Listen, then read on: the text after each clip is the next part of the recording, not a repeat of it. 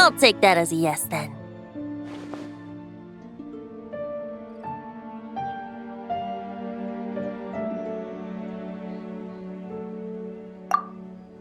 Ah, finally, you're here!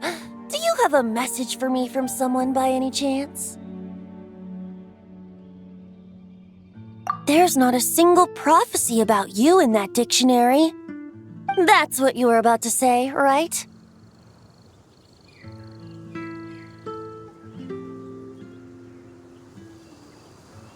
Oh?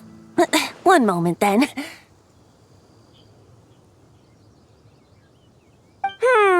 Your curiosity seems as strong as ever, Barbeloth. Alas, my future will have to remain absent from your dictionary. The wind may be happy to let dandelions trace its form and have poets sing it into verse, but to be contained is hardly its nature. So, dear Barbeloth, please do set your pen down. Words heard on the wind are not meant to be recorded on the page. If you're truly interested in this legend, allow me to fashion it into a poem. I'll be sure to share it with you ladies at our next tea party. Barbeloth has always been a reasonable person, and I believe she heard my request. As such, our conversation should be free from interruptions for now. Wait, Barbeloth was listening in just now? Paimon didn't notice a thing! Well, she is a Hexencircle mage. They all have quite a few tricks up their sleeves. Still, you noticed right away and even got her to leave us alone. Doesn't that make you the real master at cards here? Given the various practical factors at play, I'd call myself a master with limits. There you go, being all secretive again. Well, anyway, there wasn't a single thing about you in that dictionary.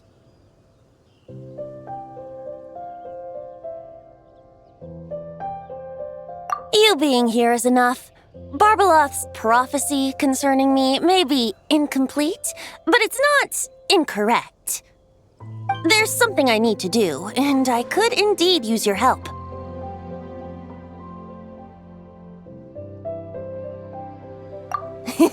Trusty as always.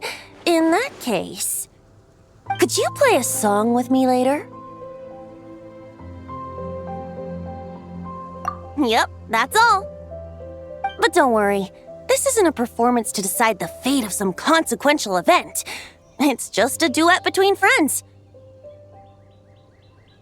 The last time I played this song, the howling gale was my sole audience, and the notes scattered in all directions, leaving only fragments of the melody behind. But now, with a friend like you by my side, why should the wind alone bear witness to this music? Besides, I think my hands will be just that much steadier, playing alongside a trusty friend like you. That's all I ask. Now, let's head to the performance venue. If we follow the breeze, we'll be there in no time. All right, let's get going. Just relax and let the wind lead the way.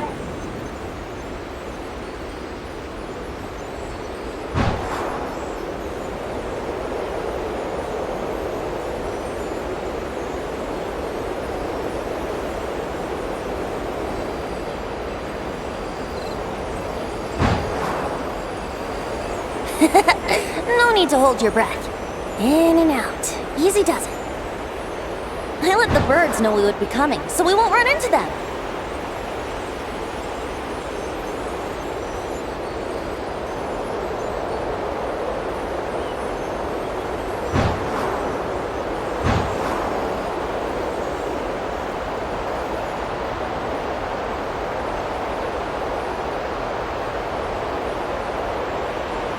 Don't worry, it's just a little ocean spray. You won't get soaked. Ah, the delightful sea breeze. Go on, breathe it in.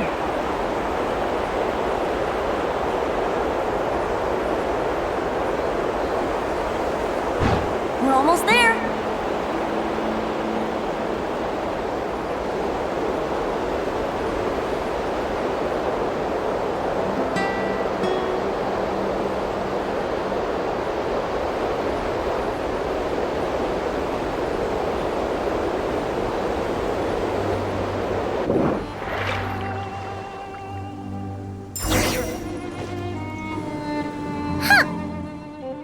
Looks kinda familiar.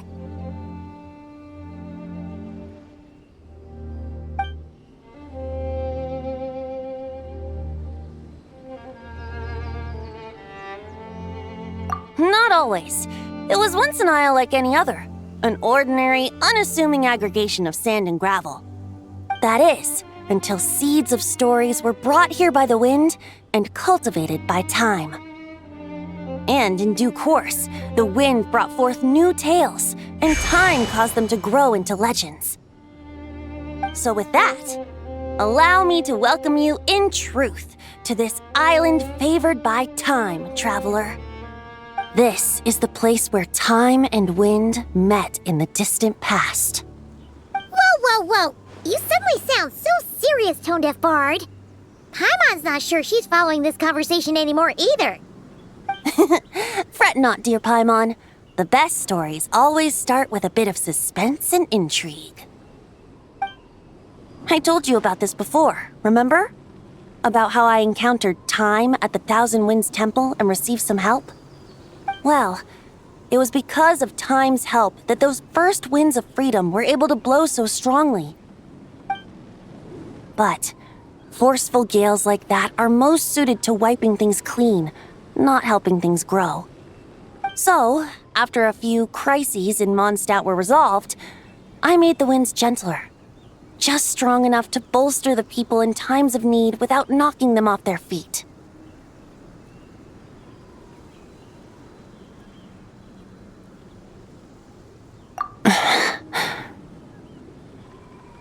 Shadows gather in the distance.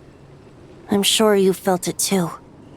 I've heard about the Pyro Archon's face-off with the ruler of death, Renova, and what happened to the Fatui Harbinger, the captain.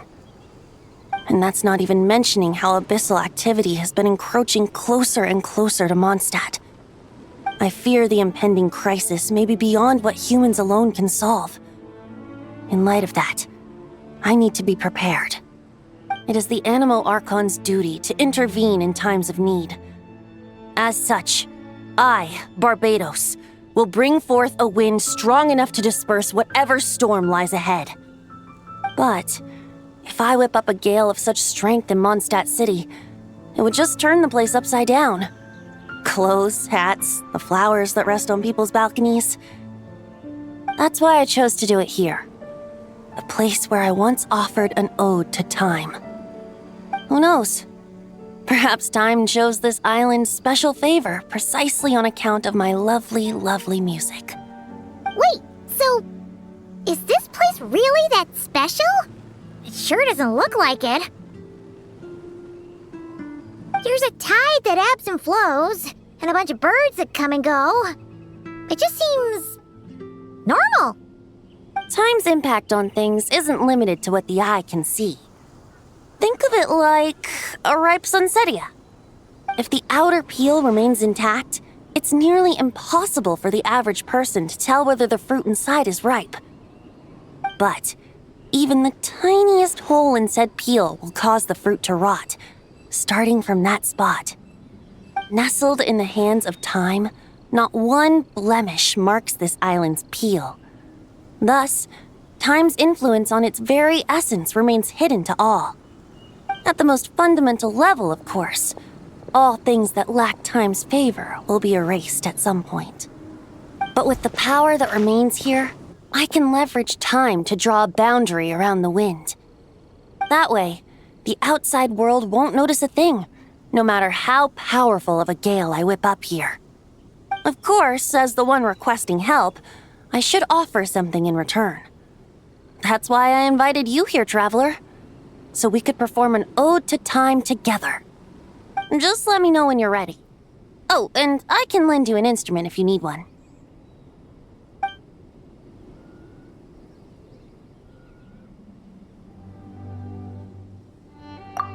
Great. Let's get started.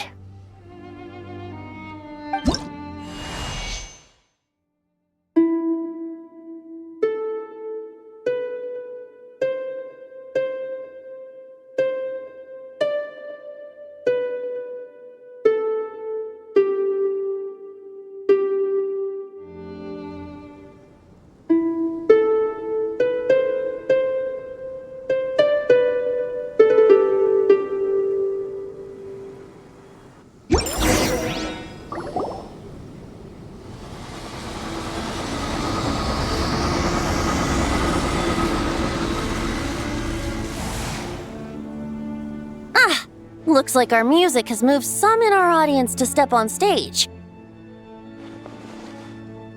But that's against concert rules, so let's usher them out. I understand your love for music, of course. But for now, I'm going to have you leave the premises.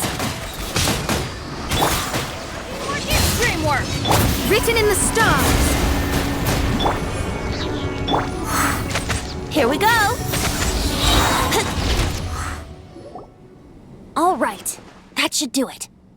That was an exquisite performance, traveler. Thank you. Don't worry. That power was mine and mine alone. No external help was involved. Think of it like tuning a musical instrument so that it might play melodies lovelier still. Ha! So you do have some tricks up your sleeve. What else are you hiding, huh? Oh, Paimon. How many tricks could I possibly have?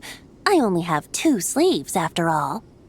You know that's not what Paimon meant, tone-deaf bard. I have a feeling the wind is gonna be pretty strong today. We should head back to Mondstadt and tell people to hold on to their hats.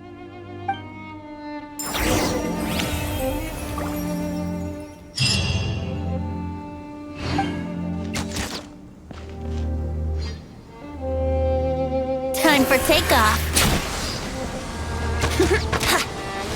Yeah.